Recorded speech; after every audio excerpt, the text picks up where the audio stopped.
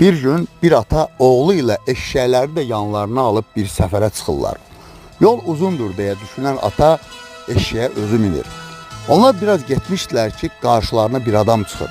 Adam onları görüb təəccüblə, buna bax, ağsaqqal kişidir, özü minib eşşəyə, savan uşaq yerdə piyada gedir. Bu nə qədər gedə bilər, yorulacaq axı, deyə irad bildirir.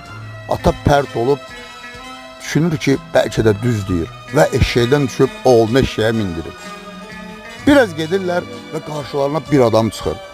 Adam onlara baxıb, əsəbi şəkildə başını bulayıb, çox ayıbdır, valla çox ayıbdır. Belə şey olar, cavan uşaq bilib eşşəyə, atası yerdə gedir. Nə deyim, belə uşağa nə deyim deyə irad bildirir. Uşaq bu sözlərdən çox pərt olub, utanıb eşşəkdən düşür. Və onlar hər ikisi eşşəyə minmək qərarına gəlirlər. Belə də edirlər. Hər ikisi eşşəyə minib yollarına davam edirlər. Biraz getmişdilər ki, qarşılarına bir adam çıxır. Adam onları görüb, əsəbi şəkildə qışqırıb, ayıbdır sizə, ayıbdır, iki kişi minmişsiniz eşşəyə, Allahın heyvanıdır, sizin heç ona yazığınız gəlmir, deyə qışqırıb irad bildirir.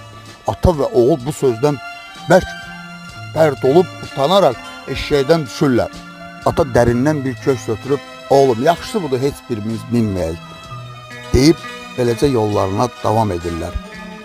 Biraz getmişdilər ki, qarşılarına bir adam çıxıb, onlara baxıb, gülüb, istehza edərək, bunlara bax, eşşək boş gedir, bunlar da düşüb bunun yanında gedirlər, deyə ələ salır.